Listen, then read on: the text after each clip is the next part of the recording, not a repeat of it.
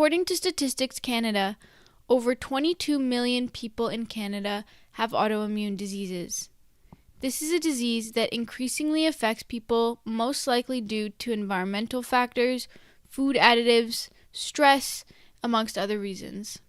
The female population is affected higher at 13.6% and men at 7.4%. Around 10% of the population in Canada lives with an autoimmune disease. This is an umbrella term for multiple diseases that cause the immune system to attack healthy organs in the body.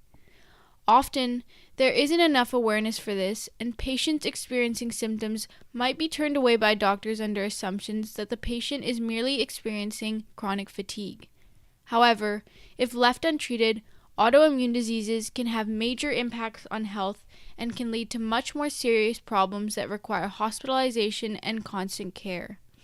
Now, speaking with Caitlin Mello, a multiple diagnosed autoimmune disease survivor, she uncovers firsthand the struggles of living with her illnesses and her experiences with how difficult it may be for doctors to recognize autoimmune diseases when approached by a patient for the first time.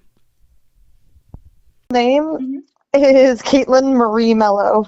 Okay, and can you tell me your connection with autoimmune disease again? Yeah, no worries. So a few years ago, about 3-4 years ago, I was diagnosed celiac via a scope and everything and the blood test. And then after that, I was diagnosed with Still's disease. And then shortly after that, I was diagnosed with macrophage activation syndrome.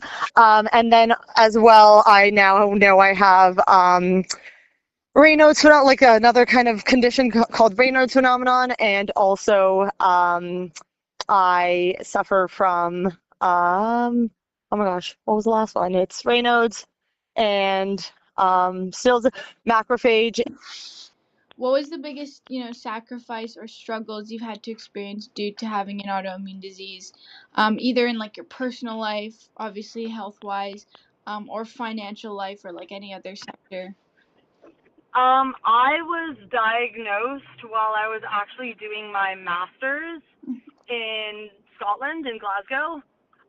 So that was a huge adjustment for myself because it was just I had to kind of really pivot. I've always lived a very active lifestyle and everything like that. So I'm also very, very social.